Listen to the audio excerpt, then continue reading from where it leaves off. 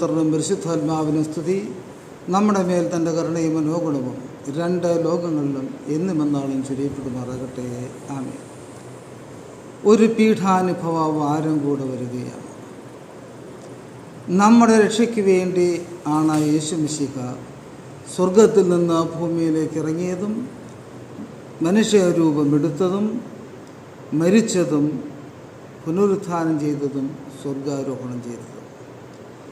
നമ്മുടെ രക്ഷയ്ക്ക് വേണ്ടി എന്ന് പറയുമ്പോഴും എന്ത് രക്ഷ, എങ്ങനെ ഈ യേശുവിൻ്റെ പീഠാനുഭവത്തിൽ കൂടെ നമുക്ക് കിട്ടുന്നു എന്നുള്ളത് അത്ര വ്യക്തതയില്ലാത്തൊരു കാര്യം.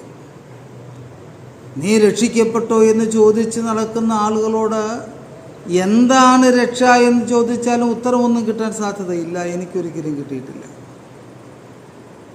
അപ്പോൾ എന്താണ് രക്ഷ, അതെങ്ങനെ ലഭിക്കുന്നു എന്നുള്ളതിനെക്കുറിച്ച് ഒരു ശരിയായ ചിത്രം ഉണ്ടാക്കാനാണ് ഞാൻ ശ്രമിക്കുന്നത്.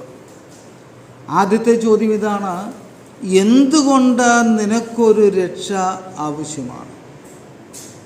ഏദൻ തോട്ടത്തിലേക്ക് പോയാലാണ് നമുക്കിതിനൊരു ഉത്തരം കിട്ടുക. ഏദൻ തോട്ടത്തിൽ ചെല്ലുമ്പോൾ ആദാമിനെ ദൈവം സൃഷ്ടിച്ച് ഹവ്വയോടൊപ്പം ഏദൻ തോട്ടത്തിലാക്കി.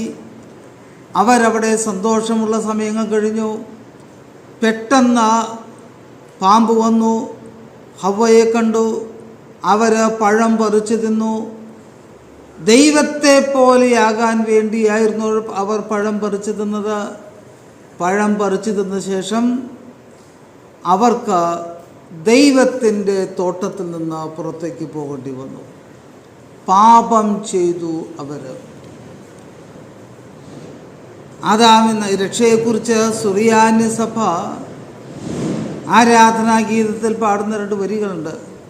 അവനെപ്പോലെ നാം ആവാൻ നമ്മെപ്പോലെ അവനായി, തിരുവിഷ്ടത്താൽ നരനായി നമ്മെ തൻ പിതൃസുതരാക്കി റൂഹായോട് ബന്ധിച്ചിടാൻ. ഇതാണ് ആ ഗീതം പറയുന്നത്. അപ്പോൾ രക്ഷയുടെ മുഴുവൻ കാര്യം പറഞ്ഞിട്ടുണ്ട്. എന്തിനാണ് യേശുക്രിസ്തു വന്നത്? ഒന്ന്, അവനെപ്പോലെ നാം ആകണം. നമ്മൾ യേശുക്രിസ്തുവിനെ പോലെയാകണം. യേശുക്രിസ്തു ആരാണ്? പൂർണ്ണ ദൈവവും പൂർണ്ണ മനുഷ്യനുമാണ് യേശുക്രിസ്തു. നമുക്കൊരിക്കലും ദൈവമാകാൻ കഴിയില്ല. ആദാമിൻ്റെ പരാജയം തന്നെ, വീഴ്ച തന്നെ ദൈവത്തെ പോലെ ആകാൻ ശ്രമിച്ചു എന്നുള്ളതാണ്. അത് നമുക്ക് സാധ്യമല്ല, അനുവദിക്കപ്പെട്ടിട്ടുള്ളതല്ല. ഒരു ലോകത്തിൽ ഒരു ദൈവമേ ഉള്ളൂ. പിന്നെ എന്താണുള്ളത്? യേശു പൂർണ്ണ മനുഷ്യനുമാണ്. യേശുവിലെ ആ മനുഷ്യത്വത്തോളം നമ്മളും വളരണം, വളർന്ന് 100% എത്തണം. അതാണ് രക്ഷയുടെ പരിപൂർണത എന്ന് പറയുന്നത്. ഞാൻ ഇത്തിരി അധികം വിശദീകരിച്ച് പറയേണ്ടി വരും. അത് പറയാനാണ് ഞാൻ ശ്രമിക്കുന്നത്. അപ്പോൾ യേശു വന്നത് യേശുവിലുള്ള പൂർണ്ണ മനുഷ്യനെ പോലെ നമ്മളെ ഉയർത്തുന്നതിനായിട്ടാണ്. അപ്പോൾ ഒരു ചോദ്യം വരും, അതിനങ്ങ് വളർന്നാൽ പോരെ? എന്തിനാണ് യേശു വരേണ്ട ആവശ്യം? ഇപ്പോൾ എറണാകുളത്ത് നിന്ന് ഒരാൾ മൂവാറ്റുപുഴയ്ക്ക് പോയാൽ ഒരു ബൈക്കിന് പോകുന്നെന്ന് കരുതുക. നേരെ അങ്ങ് പോകുകയാണെങ്കിൽ അത് പോകും, കുഴപ്പമൊന്നുമില്ല. പക്ഷേ പോകുന്ന വഴിക്ക് റോഡ് പണിക്കാർ കുഴിച്ചിരുന്ന വലിയൊരു കുഴിയിൽ വീണു, കയ്യും കാലും ഒടിഞ്ഞു, വണ്ടി കേടുപാടുകൾ പറ്റി. ഇനി അയാൾക്ക് ആ കുഴിയിൽ നിന്ന് കയറണമെങ്കിൽ അയാളെ ബലവാന്മാരായി ആരെങ്കിലും വന്ന് കയറ്റണം. കയ്യും കാലും ഒടിഞ്ഞിട്ടില്ലാത്ത ആരെങ്കിലും വന്ന് കയറ്റണം. ബൈക്ക് നന്നാക്കാൻ അറിയാവുന്ന നന്നാക്കണം. ഡോക്ടർ വന്ന് ചികിത്സിച്ച് രോഗം ശരിയാക്കണം. ഇതിനൊക്കെ കഴിവുള്ളവർ വേണം. എങ്കിൽ മാത്രമാണ് ആ കുഴിയിൽ നിന്ന് കയറ്റി ആ മനുഷ്യനെ ചികിത്സിച്ച് രോഗം മാറ്റി വീണ്ടും യാത്ര തുടരുവാൻ സാധിക്കുക. ആദാമിൻ്റെ അവസ്ഥ ഏതാണ്ട് ഇതാണ്. ആദാമിനെ ദൈവം ഏദൻ തോട്ടത്തിലാക്കിയത് 4 ബന്ധങ്ങളോടുകൂടിയാണ്. ഈ 4 ബന്ധങ്ങളിൽ കൂടിയാണ് ആദാമും ഹവ്വയും വളരേണ്ടിയിരുന്നത്. എന്തൊക്കെയാണ് ആ 4 ബന്ധങ്ങൾ? 1, അവനവനോടുള്ള ബന്ധം. 2, ദൈവത്തോടുള്ള ബന്ധം. 3, മറ്റു മനുഷ്യരോടുള്ള ബന്ധം. 4, പ്രകൃതിയോടുള്ള ബന്ധം. ഈ 4 ബന്ധങ്ങളിലൂടെ വളർന്ന 100ലേക്ക് വളരണം. ആദാമിനെ സൃഷ്ടിച്ചപ്പോൾ ആദാം ഒരുപക്ഷെ മനുഷ്യത്വത്തിൻ്റെ അളവിൽ 0-ലോ 1-ലോ 2-ലോ 3-ലോ ഒക്കെ ആയിരുന്നിരിക്കും. കൃത്യകണക്കൊന്നും നമുക്കില്ല. വളരെ ശൈശവാവസ്ഥയിൽ, ശാരീരികമായിട്ട് ശൈശവമല്ലെങ്കിലും ആത്മീകമായിട്ട് ശൈശവാവസ്ഥയിലാണ്. അവിടെ നിന്നാണ് 100 എന്ന പൂർണ്ണതയിലേക്ക് വളരേണ്ടത്. അപ്പോൾ അതിനുള്ളതെല്ലാം ചെയ്തു കൊടുത്തിട്ടാണ് ദൈവം ആദാമിനെ അവിടെ ആക്കിയത്. പക്ഷേ ആദാം വളരാൻ ദൈവം കൊടുത്ത തൃഷ്ണ ദുരുപയോഗം ചെയ്തു. അവൻ വളർന്ന് ദൈവമാകാനാണ് നോക്കിയത്. ആപത്തായി. ആ മോട്ടോർ ബൈക്കുകാരൻ കുഴിയിൽ വീണതുപോലെ ആദാം ഒരു കുഴിയിലേക്ക് വീണു. ദൈവത്തെ പോലെയാകാൻ ശ്രമിച്ചതോടുകൂടി അവന് ദൈവമായിട്ടുള്ള ബന്ധങ്ങൾ വികലമായി. ദൈവമായിട്ടുള്ള ബന്ധം വികലമായപ്പോൾ അവനുള്ള സകല ബന്ധങ്ങളും വികലമായി. ഇപ്പോൾ അവന് സ്വയമായിട്ട് യാത്ര ചെയ്ത് അല്ലെങ്കിൽ വളരാനുള്ള കഴിവില്ലാതെയായി. അവനൊരു പാപത്തിൻ്റെ പടുകുഴിയിൽ വീണ് കിടക്കുകയാണ്. ഇനി അവൻ അവിടെ നിന്ന് കയറണം. അവിടെ നിന്ന് മുകളിലേക്ക് കയറണം. അവിടെ നിന്ന് വേണം അവന് യാത്ര തുടരാനായിട്ട്, വളർച്ച തുടരാനായിട്ട്. ആ വളർച്ച തുടരണമെങ്കിൽ എന്ത് വേണം? അവനെ ഏദൻ തോട്ടത്തിൽ ആദാം നിർത്തിയ അതേ സ്ഥാനത്ത്, ആ തോട്ടം എന്ന് പറഞ്ഞ സ്ഥലമല്ല, ആ അവസ്ഥയിൽ അവൻ വരണം. അവിടെ വന്നാലേ വളർച്ച സാധിക്കുകയുള്ളൂ. ആ ബന്ധങ്ങളിലേക്കൊക്കെ തിരിച്ചെത്തണം. ആ ബന്ധങ്ങളെല്ലാം ആവശ്യമാണ്. അന്നുണ്ടായിരുന്ന ആ നിഷ്കളങ്കത ആവശ്യമാണ്. അവിടെ നിന്ന് വേണം ആദാമിന് വളരാൻ. അപ്പോൾ മനുഷ്യൻ്റെ പാപമാണ്, മനുഷ്യന് ബന്ധം നഷ്ടപ്പെട്ട അവസ്ഥയാണ്, മനുഷ്യനില്ലാതെ പോയ നിഷ്കളങ്കതയാണ് എന്താ പറയുക, രക്ഷകൻ ആയ ഒരാൾ ആവശ്യമുള്ളൊരു സാഹചര്യത്തിൽ എത്തിച്ചത്. ഇനി രക്ഷ എങ്ങനെയാണ്, എന്താണെന്ന് പറയണമല്ലോ. വേദോസ്തവം പരിശോധിക്കുമ്പോൾ നമുക്ക് മനസ്സിലാകുന്നൊരു കാര്യമുണ്ട്. രക്ഷയ്ക്ക് 3 തലങ്ങളുണ്ട്. രക്ഷയ്ക്ക് 3 തലങ്ങളുണ്ട്. ഒന്നാമത്തെ തലം രക്ഷയിലേക്ക് വരിക എന്നുള്ളതാണ്. എങ്ങനെയാണ്, എപ്പോഴാണ് നമ്മൾ രക്ഷയിലേക്ക് വരുന്നത്? അത് മാമോദീസയിലൂടെയാണ്. എന്താണ് മാമോദീസ? ചിലരെങ്കിലും ധരിച്ചു വച്ചിരിക്കുന്നു പാപമോചനത്തിലുള്ള കൂദാശ ആണ് മാമോദീസ. അല്ല, ഒരിക്കലുമല്ല. 1000 പ്രാവശ്യം, 10,000 പ്രാവശ്യം, 10 ലക്ഷം പ്രാവശ്യം പാപം ചെയ്യുന്നവരുണ്ട്. ഓരോ പാപവും ചെയ്യുമ്പോൾ നമ്മൾ മാമോദീസ മുങ്ങാറില്ല. ഇത് തന്നെ വിശ്വാസ പ്രമാണം നിഖ്യാ സുന്നോദോസ് എന്ന് പഠിപ്പിക്കുന്നത് പാപമോചനത്തിന് മാമോദിസ ഒരിക്കൽ മാത്രം മതി എന്നാണ്. ഒരേ ഒരു പ്രാവശ്യം മാത്രം മതി. വീണ്ടും മാമോദിസ കൊണ്ട് കാര്യമില്ല. പാപമോചനത്തിനുള്ള കൂദാശ കുമ്പസാരമാണ്. അപ്പോൾ മാമോദീസ എന്നതിൽ എന്താ സംഭവിക്കുന്നത്? കർത്താവിൻ്റെ ശരീരമാണ് സഭ. സഭ എന്ന കർത്താവിൻ്റെ ശരീരത്തോട് കൂട്ടിച്ചേർക്കപ്പെടുകയാണ്. ആ അനുഭവമാണ് രക്ഷയിലേക്ക് വരില്ല. ഏദൻ തോട്ടത്തിൽ എന്താ സംഭവിച്ചാൽ ദൈവത്തിൽ നിന്നകന്നു പോയി. മനുഷ്യൻ ദൈവത്തിൽ നിന്നകന്നു പോയി. ദൈവത്തെ കുറിച്ച് പറഞ്ഞല്ലോ, നീ തന്ന സ്ത്രീ തന്നു, അതുകൊണ്ടാണ് ഞാൻ തിന്നത്. നീ തന്ന സ്ത്രീ, കുറ്റം ദൈവത്തിനാണ്. അങ്ങനെ ദൈവത്തെ കുറ്റം വിധിച്ച, ദൈവത്തിൻ്റെ മുന്നിൽ ധിക്കാരത്തോടുന്ന മനുഷ്യൻ മാമോദീസയിൽ എന്താ സംഭവിക്കുന്നത്? മാമോദീസയിലൂടെ അവൻ ക്രിസ്തുവിൽ മരിച്ചു, ക്രിസ്തുവിൽ ഉയർത്തെഴുന്നേൽക്കുന്നു. റോമാലേഖനം. ക്രിസ്തുവിൽ മാമോദീസ മുങ്ങിയവരായ നാം അവൻ്റെ മരണത്തിലാണ് മാമോദീസ മുങ്ങിയത്. അവനോടൊരുമിച്ച് ഉയർത്തെഴുന്നേറ്റു. ഇനി അവൻ ക്രിസ്തുവിലാണ്. ഏദൻ തോട്ടത്തിൽ ദൈവത്തിൽ നിന്ന് പുറത്തായിരുന്നു. ദൈവത്തിൻ്റെ അടുത്തുനിന്ന് മാറിപ്പോയായിരുന്നു. ഇപ്പോൾ ക്രിസ്തുവിലേക്ക് എത്തി. ഇതാണ് രക്ഷയിലേക്ക് വരിക എന്ന് പറയുന്ന അനുഭവം. ഏദൻ തോട്ടത്തിൽ ഇത് യേശു ക്രിസ്തുവിൽ നിന്ന് ദൈവത്തിൽ നിന്ന് അകന്നുപോയെങ്കിൽ മാമോദീസായിൽ ക്രിസ്തുവിൽ മാമോദീസ മുങ്ങുമ്പോൾ, തൃത്വനാമത്തിൽ മാമോദീസ മുങ്ങുമ്പോൾ നമ്മൾ ദൈവസന്നിധിയിലേക്ക്, ദൈവത്തോട്, ക്രിസ്തുവിനോട് കൂട്ടിച്ചേർക്കപ്പെടുന്നു. അത് ആണ് രക്ഷയുടെ ഒന്നാമത്തെ തലം. രക്ഷയിലേക്ക് വരിക.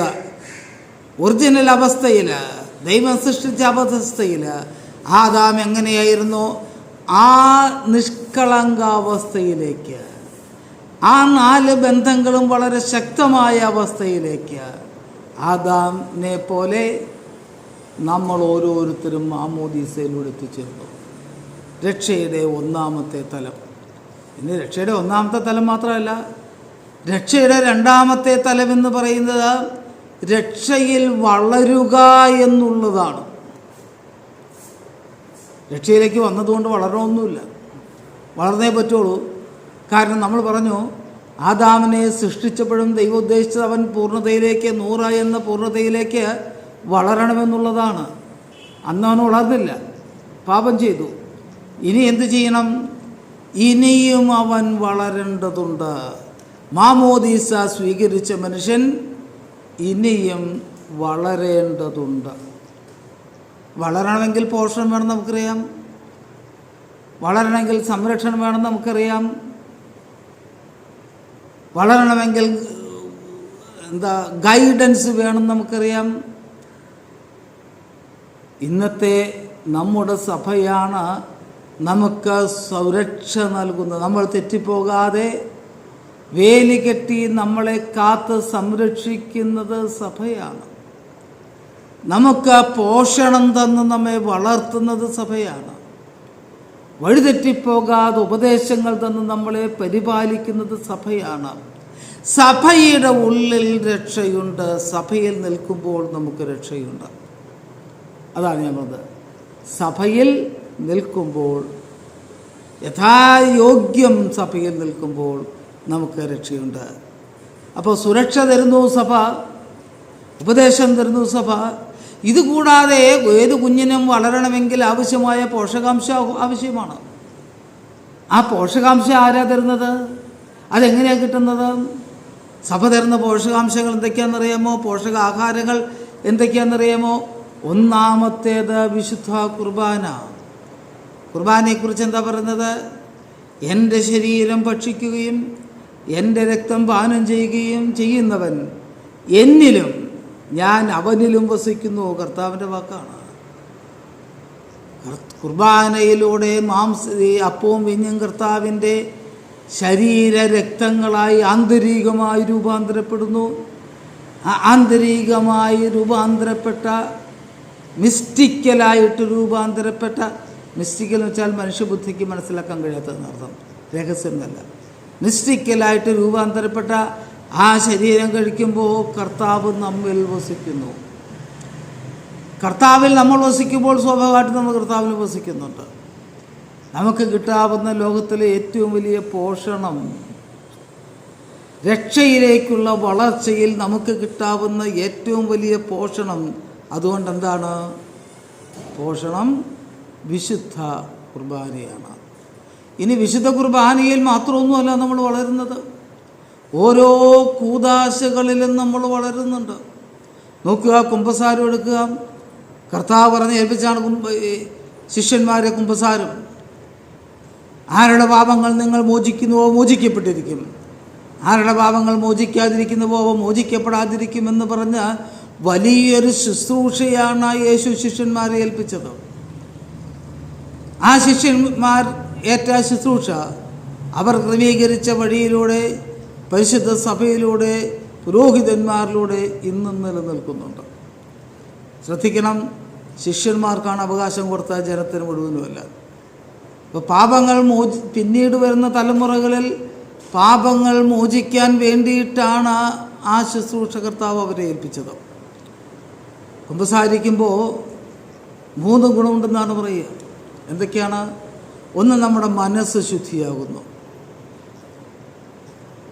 നമ്മുടെ ആത്മാവിലെ കളങ്കങ്ങളൊക്കെ പോയി, ആത്മാവിനെ മനസ്സിനെ അസ്വസ്ഥമാക്കിയിരുന്ന സാധനങ്ങളൊക്കെ നമ്മൾ ഏറ്റുപറഞ്ഞ് ദൈവത്തിന് മുമ്പാകെ ഉപേക്ഷിച്ച് നമ്മൾ ശുദ്ധിയുള്ളവരായിത്തീരുന്നു. ഒന്നാമത്തത് മാമോദീസ, ഒന്നാമത്തെ ഗുണം. മാനസികമായും ആത്മീയമായും നമ്മൾ ശുദ്ധിയുള്ളവരായിത്തീർന്നു.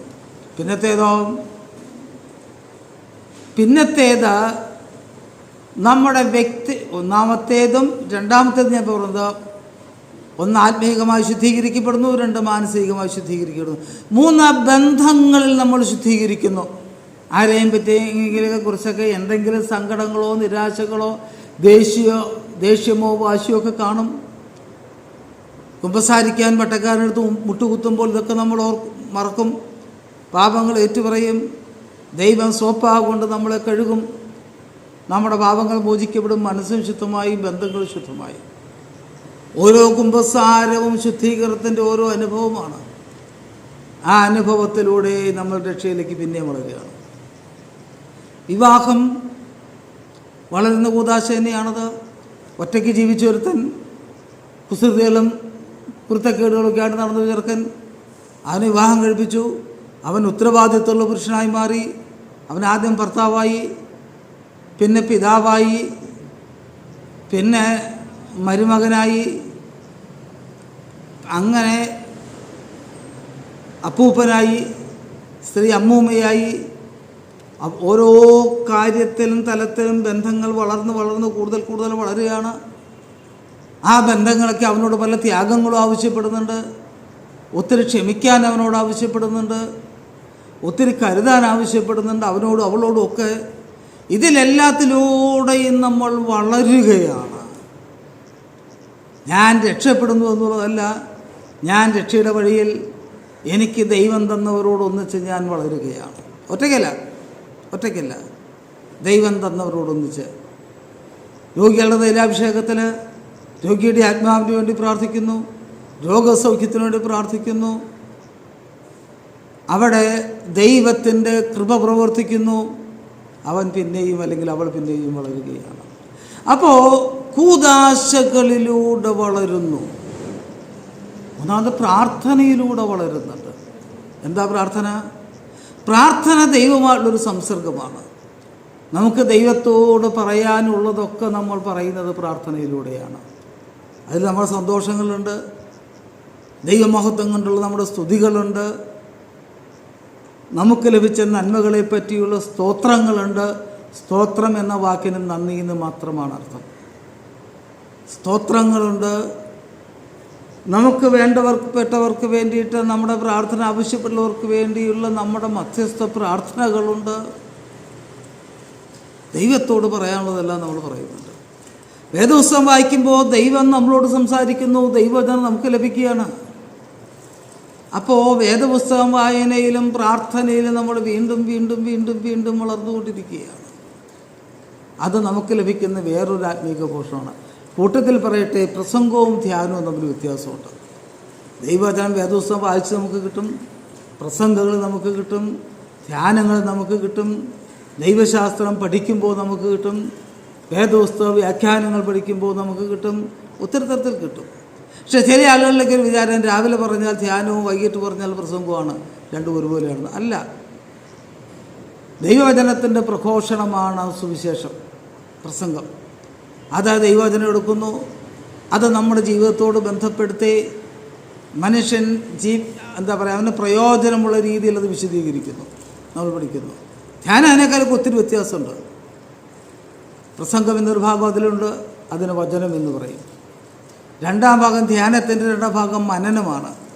നമ്മൾ കേട്ട ദൈവവചനം വെച്ചുകൊണ്ട് നമ്മുടെ ജീവിതത്തെ ഒന്ന് വിലയിരുത്തുന്ന അനുഭവമാണ് മനനം. ദൈവവചനത്തോട് നമ്മുടെ ജീവിതം എത്രമാത്രം ചേർന്നിരിക്കുന്നു, ആ പരിശോധനയാണ്. അത് അവനവൻ തന്നെ നടത്തണം. ധ്യാനം നടത്തുന്ന ഗുരുവിനൊന്നും സഹായിക്കാൻ പറ്റും, അത്രയേ ഉള്ളൂ. മനനം. മൂന്നാമത്തെ അവസ്ഥ ജനനമാണ്. വീണ്ടും ജനനം എന്ന് വെച്ചാൽ ഈ ജനനം ഒറ്റ ദിവസം കൊണ്ട് തീരുന്നതല്ല, തുടർന്നുകൊണ്ടേയിരിക്കുന്നത്. എന്താണ് ആ ജനനം? നമ്മളൊരു പുതിയൊരു തീരുമാനത്തിലേക്ക് വരികയാണ്. എൻ്റെ വാക്കുകൾ ഇനി ഞാൻ നിയന്ത്രിക്കും, ഒരു തീരുമാനമാണ്. പെട്ടെന്ന് ദേഷ്യപ്പെടുന്ന സ്വഭാവം ഞാൻ അവസാനിപ്പിക്കും, എൻ്റെ തീരുമാനമാണ്. സ്വത്തിനോടുള്ള അന്യൻ്റെ സ്വത്തിനുള്ള ആഗ്രഹം ഞാൻ നിർത്തും, തീരുമാനമാണ്. കുടുംബത്തിൻ്റെ അന്തരീക്ഷം ഞാൻ വളരെ ശാന്തമാക്കി കൊണ്ടുനടക്കും, ഒരു തീരുമാനം. അങ്ങനെ പുതിയൊരു തീരുമാനത്തിലേക്ക്, പുതിയൊരു സമർപ്പണത്തിലേക്ക് നമ്മൾ എത്തുന്നു. അതാണ് ധ്യാനത്തിൻ്റെ മൂന്നാമത്തെ പടി. ഈ 3 പടികളുണ്ടെങ്കിൽ മാത്രമേ ധ്യാനമാകുന്നുള്ളൂ. അപ്പോൾ ഈ ദൈവവചനം പല തരത്തിൽ കിട്ടുന്നു. ഓരോ തരത്തിലുള്ള ദൈവവചന പഠനത്തിലൂടെയും നമ്മൾ വളരുകയാണ്. പിന്നെയോ, നോമ്പിലൂടെ നമ്മൾ വളരുന്നു, യെശയ്യാ പ്രവചനം 58 നോമ്പിനെ പറ്റി പറഞ്ഞിട്ടുണ്ട്. എൻ്റെ കഴിഞ്ഞ പ്രസംഗത്തിൽ ഞാനത് പറഞ്ഞായിരുന്നു. നോമ്പിൻ്റെ ഏറ്റവും പ്രധാനമായൊരു കാര്യമാണ് ത്യാഗം. എനിക്കോ ഞാൻ വെച്ചിരിക്കുന്നത് ഉപേക്ഷിച്ച് എൻ്റെ ആവശ്യത്തിന് വെച്ചിരിക്കുന്നത് എന്നേക്കാൾ അത്യാവശ്യമുള്ള ഒരുത്തിന് കൊടുക്കുകയാണ് ഞാൻ. എന്തിനാ? അവൻ അത്യാവശ്യമുണ്ട്, എനിക്ക് ആവശ്യമുള്ളൂ, അവൻ അത്യാവശ്യമുണ്ട്, അത് കൊടുക്കുകയാണ് ത്യാഗം. നീ നിനക്ക് വെച്ചിരിക്കുന്ന ഭക്ഷണം വേറെ ആൾക്ക് കൊടുക്കുകയാണ്, നീ വിശന്നിരുന്നിട്ടാണെങ്കിലും ത്യാഗം. നിൻ്റെ പണം ഒരു അത്യാവശ്യക്കാരന് കൊടുക്കുകയാണ് ത്യാഗം. ഇങ്ങനെ നോമ്പെന്ന് പറഞ്ഞാൽ അടിസ്ഥാനപരമായിട്ട് ത്യാഗമാണ്. രണ്ടാമത്തതോ, നോമ്പെന്ന് പറഞ്ഞാൽ നമ്മുടെ നെഗറ്റീവ് ആയിട്ടുള്ള ശീലങ്ങളൊക്കെ അവസാനിപ്പിക്കില്ല. ദേഷ്യം, വാശി, വൈരാഗ്യം, മത്സരം, ഭിന്നത, പക, എന്തെല്ലാം നെഗറ്റീവ് രീതികളാണ് നമുക്കുള്ളതൊക്കെ നമ്മൾ ഉപേക്ഷിക്കുകയാണ്. ആഹാരം ഉപേക്ഷിക്കുകയാണ്. അപ്പോൾ ഈ ഓരോ അനുഭവത്തിലും സമർപ്പണത്തിലും ഉപേക്ഷയിലും ത്യാഗത്തിലും ദാനത്തിലൂടെയൊക്കെ നോമ്പിൽ നമ്മൾ വളരുന്നുണ്ട്. പിന്നെയോ, പിന്നെ നമ്മുടെ നന്മയിൽ നമ്മൾ വളരുന്നുണ്ട്. എങ്ങനെയാണ് നന്മയിൽ വളരുക? നമ്മൾ ജീവിക്കുന്ന ഒരു സമൂഹത്തിലാണ്. 100 ആവശ്യങ്ങളുള്ളവർ നമ്മുടെ ചുറ്റുമുണ്ട്. ഈ 100 ആവശ്യങ്ങളുള്ള ആളുകളോട് ഇടപെട്ടുമ്പോൾ അവർക്ക് വേണ്ടത് നമ്മളെക്കൊണ്ട് സാധിക്കുന്ന എല്ലാ തരത്തിലും നമ്മൾ ചെയ്തു കൊടുക്കുന്നുണ്ട്. വീടില്ലാത്തവന് നമ്മൾ ഒന്ന് ചേർന്ന് വീടുണ്ടാക്കി കൊടുക്കും. മക്കളെ വിവാഹം കഴിച്ചയക്കാൻ നിവൃത്തിയില്ലാത്തവന് വിവാഹം കഴിച്ചു കൊടുക്കും. പഠനം തുടരാൻ സാധിക്കാത്തവർ പലരെയും സഹായം നമ്മൾ ഒരുമിച്ച് ചേർത്തിട്ടാണെങ്കിലും പഠിക്കാൻ സഹായിക്കും. ദൈവം തന്ന സഭയും ദൈവം തന്ന സമൂഹവും നന്മയിലൂടെ നമ്മൾ പരിപോഷിപ്പിക്കേണ്ട ആളുകളാണ്. അപ്പോൾ സമൂഹത്തിൽ നമ്മൾ ജീവിക്കുന്നു എന്ന് വെച്ചാൽ നന്മയിൽ ജീവിക്കുന്നു എന്ന അർത്ഥം. അതുമാത്രമല്ല, നമ്മൾ മറ്റുള്ളവരുടെ തെറ്റുകൾ നമ്മൾ ക്ഷമിക്കുമ്പോൾ, മറ്റുള്ളവരുടെ കുറവുകൾ പരിഹരിച്ചു കൊടുക്കുമ്പോൾ നമ്മൾ വളരുകയാണ്. ഇനി വേറൊന്ന്, മാറാനായി പെരുന്നാളുകൾ നമ്മൾ വളരുന്നുണ്ട്. ഇതാ ഹോശാനയാണ്. ഹോശാനയുടെ അനുഭവം എന്താ? യേശുക്രിസ്തുവിൻ്റെ പിന്നാലെ യെരുശലേമിലേക്ക് ആ കുഞ്ഞുങ്ങളോടും കുട്ടികളോടും മുതിർന്ന വൃദ്ധന്മാരോടും ഒക്കെ ചേർന്ന് യാത്ര ചെയ്യുന്ന അനുഭവമാണ്. യെരുശലേം ദൈവാലയത്തിൽ പ്രവേശിക്കുന്ന അനുഭവമാണ്. രണ്ടാമത് ഇനി വേറെ പറയാം, പെസഹായിൽ എന്താ അനുഭവം? പെസഹായിൽ യേശുവിനോട് കൂടെ ആ പെസഹ ഭോജനത്തിൽ പങ്കുചേരുന്ന കൂടെ നിൽക്കുന്ന അനുഭവമാണ്. ദുഃഖവെള്ളിയാഴ്ച കുരിശിൻ്റെ ചുവട്ടിൽ നിൽക്കുന്ന യോഹന്നാൻ്റെയും മറിയാമിൻ്റെയും അനുഭവമാണ്. ഈസ്റ്ററിന് ആ കല്ലറയിലേക്ക് എത്തിയ സ്ത്രീകളുടെ അനുഭവമാണ്. അതെ, ഓരോ മാറാനായ പെരുന്നാളും എന്താണ്? യേശുവിനോട് കൂടെ ചേരുന്ന അനുഭവമാണ്.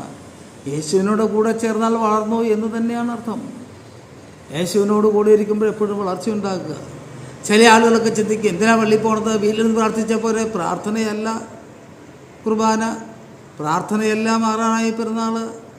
വളരെ വ്യത്യസ്തമായ അനുഭവമാണ്.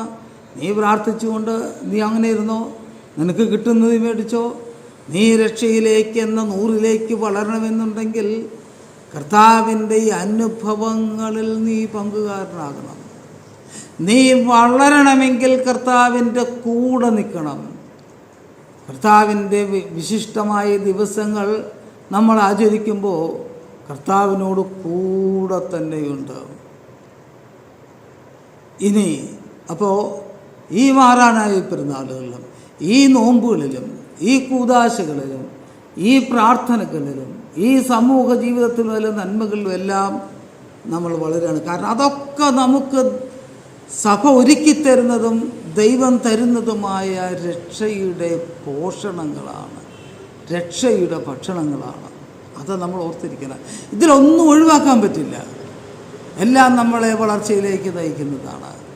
അപ്പോൾ രണ്ടാമത്തെ പടി, രക്ഷയുടെ രണ്ടാമത്തെ പടി രക്ഷയിൽ വളരുക. ആദ്യത്തേത് ഞാൻ നേരത്തെ പറഞ്ഞു, രക്ഷയിലേക്ക് വരിക. നമ്മൾ ദൈവത്തിൽ നിന്ന് അകലെയായിരുന്നു, ദൈവത്തിലേക്ക് വന്നാലേ വളരാൻ കഴിയുള്ളൂ. അത് മാമോദീസയിലൂടെ നമ്മൾ ക്രിസ്തുവിലാകുമ്പോൾ ക്രിസ്തുവിൻ്റെ ശരീരമാകുന്ന സഭയുടെ ഭാഗമാകുമ്പോൾ നമ്മൾ രക്ഷയിലേക്ക് വരുന്നു. സഭയിൽ എന്താ ഉള്ളത്? സഭയിൽ കർത്താവുണ്ട്, സഭയിൽ മനുഷ്യരുണ്ട്. ഇവരിൽ നിന്നൊക്കെ നമ്മൾ അകന്നു പോയതാണ്. സഭ നിലനിൽക്കുന്നത് പ്രകൃതി കൂടെയുള്ള ഈ ലോകത്താണ്. നമ്മളെ തന്നെ ഒരുക്കാനായിട്ട് സഭയിൽ സൗകര്യങ്ങളുണ്ട്, സാധ്യതകളുണ്ട്. അപ്പോൾ നഷ്ടപ്പെട്ടു പോയ ബന്ധങ്ങളൊക്കെ സഭയിൽ ശക്തമാക്കി എടുക്കാൻ നമുക്ക് പറ്റും. പിന്നെ രക്ഷയിലേക്ക് വളരാനും കഴിയും. ഇനി രക്ഷയിൽ പൂർണ്ണരാകുക എന്നുള്ളതാണ് മൂന്നാമത്തെ അനുഭവം, മൂന്നാമത്തെ തലം. ഒരു കാര്യം നമ്മൾ ഓർത്തിരിക്കണം, നമുക്ക് ദൈവകൃപയ്ക്കനുസരിച്ച് ജീവിക്കാനേ കഴിയുള്ളൂ. നമ്മുടെ പ്രവൃത്തി കൊണ്ട് രക്ഷ നേടാമെന്നൊന്നും ആരും ധരിക്കരുത്. പിന്നെ എന്താ സംഭവിക്കുന്നത്? നമ്മൾ രക്ഷയിൽ വളരുമ്പോൾ നമ്മുടെ പ്രവൃത്തികൾ അതിനനുസരിച്ചുള്ളതാകുന്നു. നമ്മുടെ പ്രവൃത്തിയുടെ നിലവാരം നോക്കിയാൽ നമുക്കറിയാം, നമ്മുടെ ബന്ധങ്ങളുടെ നിലവാരം നോക്കിയാൽ നമുക്കറിയാം, നമ്മുടെ വഴികളുടെ ലക്ഷ്യങ്ങളുടെ നിലവാരം നോക്കിയാൽ നമുക്കറിയാം നമ്മൾ വളരുകയാണോ അല്ലയോ എന്ന്. നമ്മൾ വളരുകയാണ്, രക്ഷയിൽ വളരുകയാണ്. ആ വളർച്ച അവസാനിക്കുന്നത് കർത്താവിൻ്റെ രണ്ടാമത്തെ വരവിലാണ്. അപ്പം എന്ത് സംഭവിക്കുന്നു? കർത്താവിൽ ജനിച്ച് മാമോദിസ, കർത്താവിൽ ജീവിച്ച് കർത്താവിൽ മരിച്ചവർക്ക് ദൈവം തൻ്റെ കൃപയാൽ രക്ഷ ദാനമായിട്ട് നൽകുന്നു. പൂർണ്ണതയിലേക്ക് നമ്മളെത്തും, 100ലേക്ക് നമ്മളെത്തും. അത് കർത്താവിൻ്റെ ദാനമാണ്, നമ്മൾ നേടുന്നതല്ല. പിന്നെ നമ്മൾ ചെയ്യുന്ന 3 കാര്യങ്ങൾ അതിൽ പരിഗണിക്കപ്പെടുന്നു. കർത്താവിൽ ജനിക്കുന്നു മാമോദിസയിൽ, കർത്താവിൽ ജീവിക്കുന്നു സഭയിൽ, കർത്താവിൽ മരിക്കുന്നു. ഇതൊക്കെ കർത്താവിൽ വിശ്വസിക്കുന്നവർക്ക് മാത്രം സാധിക്കുന്ന കാര്യമാണ്. അങ്ങനെയുള്ളവർക്ക് ദൈവം തൻ്റെ കൃപ കൊണ്ട് രക്ഷാദാനമായിട്ട് നൽകുന്നു. അതിൽ ആ അനുഭവത്തിൽ നമ്മൾ രക്ഷയിലെ പൂർണ്ണതയിലെത്തുകയാണ്. രക്ഷയുടെ പൂർണ്ണതയിലെത്തിയാൽ നമ്മൾ പൂർണ്ണമായി ദൈവത്തോട് ചേരുകയാണ്. ആദാം ദൈവത്തിൽ ഇങ്ങനെ ദൂരേക്ക് പോയി. രക്ഷയിൽ നമ്മൾ അടുത്തടുത്ത് കർത്താവിൻ്റെ അടുക്കിലേക്ക് എത്തുന്നു. കർത്താവുമായി ഒരുമിച്ചങ്ങ് ചേരുകയാണ്. യൂദാസുകളില്ലാത്തൊരു ലോകത്ത് കർത്താവും നമ്മളെല്ലാവരും ഒരുമിച്ച് ചേരുന്നു. ആ അനുഭവമാണ് രക്ഷയിൽ പൂർണ്ണരാകുക. അത് ദൈവം ദാനമായി തരുന്നതാണ്. അവിടെ നമ്മൾ 100ലേക്ക് എത്തി. ഇതാണ് സഭ പറഞ്ഞത്, അവനെ പോലെ ആവാൻ, പൂർണ്ണ മനുഷ്യനാകാൻ അവൻ നമ്മെ പോലെയായി. എങ്ങനെ? തിരുവിഷ്ടത്താൽ നരനായി അവൻ മനുഷ്യനായി. എന്നിട്ട് നമ്മളെ പിതാവിൻ്റെയും പുത്രൻ്റെയും റൂഹായുടെയും കൂടെ ചേർക്കുന്നതിനായിട്ട്, പിതാവിൻ്റെയും പുത്രൻ്റെയും റൂഹായുടെയും ഒരുമിച്ച് കൂടെ നമ്മളെ ചേർക്കുന്നതിനായിട്ട്. അങ്ങനെ ദൈവത്തോട്, പണ്ട് ഞാൻ പറഞ്ഞല്ലോ 4 ബന്ധങ്ങൾ തകർന്നു. അവനവനോട്, ദൈവത്തോട്, മറ്റു മനുഷ്യരോട്, പ്രകൃതിയോട്. പക്ഷേ രക്ഷയുടെ പൂർണ്ണതയിൽ ഈ എല്ലാ ബന്ധങ്ങളിലേക്കും നമ്മൾ തിരിച്ചു വരുന്നു. യേശുക്രിസ്തു മരിച്ചത് നമ്മുടെ രക്ഷയിലേക്ക് നമ്മളെ കൊണ്ടുപോകാൻ, ആ രക്ഷയിൽ നമ്മൾ വളരാനാണ്, ആ രക്ഷയിൽ പൂർണ്ണരാകാനാണ്. ഈ ദുഃഖവെള്ളിയാഴ്ചയും ഈ പെസഹ വ്യാഴാഴ്ചയും ഈ ഈസ്റ്ററുമെല്ലാം രക്ഷയുടെ പല പല തലകളിൽ നമ്മൾ ഓരോരുത്തരെയും വളർത്തുന്ന അനുഭവം ആകട്ടെ എന്ന് പ്രാർത്ഥിക്കുന്നു. ദൈവം അനുഗ്രഹിക്കട്ടെ, ദൈവനാമം മഹത്വപ്പെടട്ടെ. ദൈവത്തിന് സ്തുതി. ഇത് നിങ്ങൾക്ക് ഇഷ്ടപ്പെട്ടുവെങ്കിൽ നിങ്ങൾക്ക് ഇഷ്ടപ്പെട്ടവർക്ക് അയച്ചു കൊടുക്കുക. സൺഡേ സ്കൂൾ അധ്യാപകരും ശുശ്രൂഷയ്ക്ക് കൂടുന്നവരും ഒക്കെ ഇത് കേൾക്കണമെന്നാണ് എൻ്റെ ആഗ്രഹം. ഈ ചാനൽ സബ്സ്ക്രൈബ് ചെയ്താൽ വളരെ സന്തോഷം എന്ന് ഞാൻ പറയട്ടെ. ഇനി വൈദികർ കേട്ട അഭിപ്രായം പറഞ്ഞാൽ, ആർക്കും അഭിപ്രായം പറയട്ടോ, അത് അതിലും വലിയ സന്തോഷമാണ്. ദൈവത്തിന് സ്തുതി. ദൈവം അനുഗ്രഹിക്കട്ടെ.